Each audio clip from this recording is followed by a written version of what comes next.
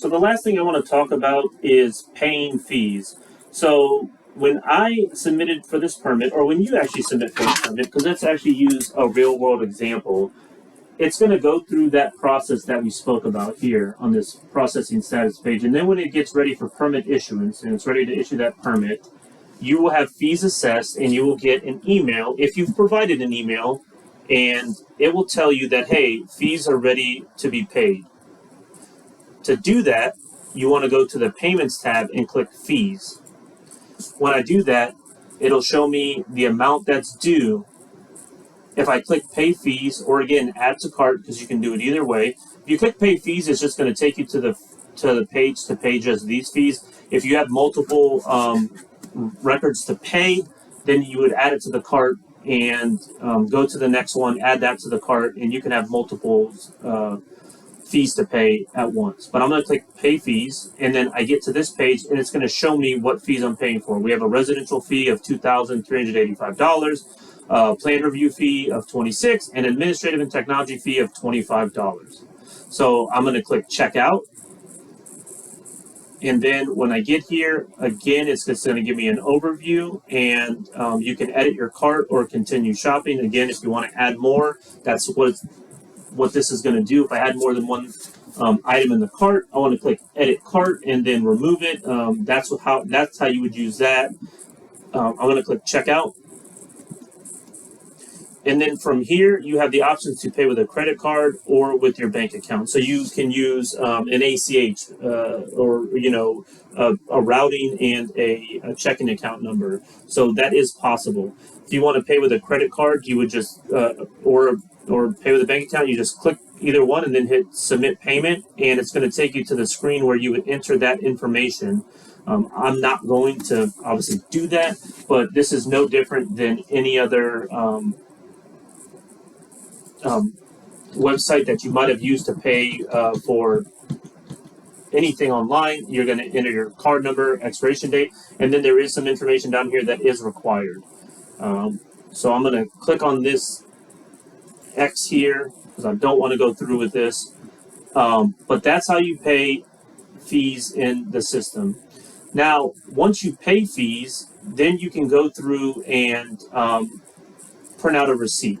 So I still see this as sitting here, so here's a pretty good example. You can see when you're on this home page, your cart shows up here, or you can go back to that dashboard and see there's a good example that I have something in my cart. I can view the cart, and again, I think I'm going to edit it and just remove it for right now. So I'm going to click this Remove button here. And now it's empty, so it won't show up anymore. But if I had paid it, you can go through and print out receipts for your records. So I'm just going to go find one in the system real quick, and we'll kind of segue into using the global search versus the other search.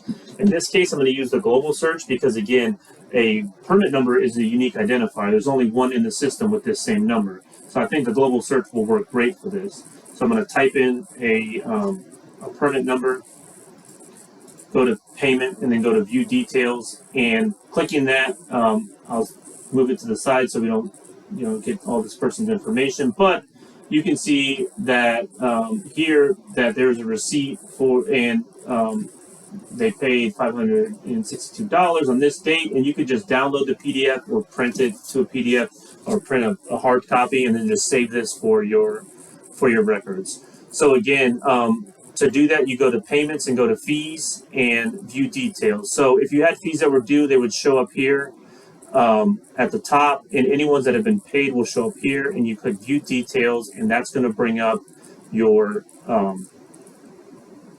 receipt. So one last bit before we wrap this up is, again, let's talk about searching and when to use this global search and when to use this search. So let's go to this search for now. And I click Search Record Applications and Permits because I want to search through permits. Again, when you get to the search page, it's going to show you your records, and then it's going to have a whole plethora of fields that you can search on to find records. So if you want to search by address or by licensed professional information or by record information, you can click one of these at this drop down, or just leave it at general and it shows all of those here. So it'll show the address, which is this part here, the licensed professional information, and then the record information. So before we had the record ID, so you would just put that in there and then search.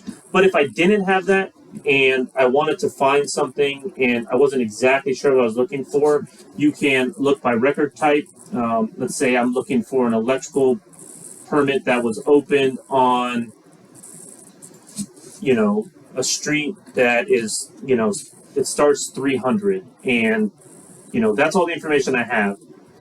The start date and end date is the date that it was open. We'll go back to, as far back as we can, and then click search. I don't know if it'll actually find anything, and it actually did. There you go. So, putting that in there, I found 1, 2, 3, 4 permits that were electrical that were open on these addresses, and you can see they all start with 300. So one little nuance about this search is you see on the street number here, you have a from and a to section. This unfortunately cannot be changed.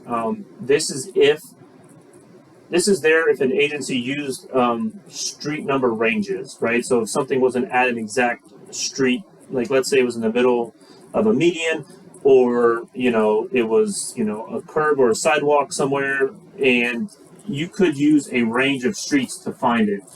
However, most agencies in Douglas County do not use that. So if you enter anything in the to field, it'll actually throw your results off. So you never want to use this field here. You only want to use the from. And as you can see again, you didn't get relevant results, right? You get ones that have 300 in the name. If you did, again, use the global search, I'll just show you, for example, like let's say you were looking for 300 North Spruce, and I just typed in 300, you're going to get back a lot of results. And right here we have, 64 right now, and, some might be relevant. Oh, 300 Street, sure, but that's not exactly what I was looking for. So that's where you want to use this advanced search and then go actually drill down into the actual permit and put a little bit more information in the very specific fields. Because if you put 300 in the global search, essentially it's like it's searching for 300 in each one of these fields, and any place it finds it, it's going to bring back a result. So that's it for ACA online training. If you have any questions, please feel free to contact Douglas County with any questions, and we'd be more than happy to help out. Thanks.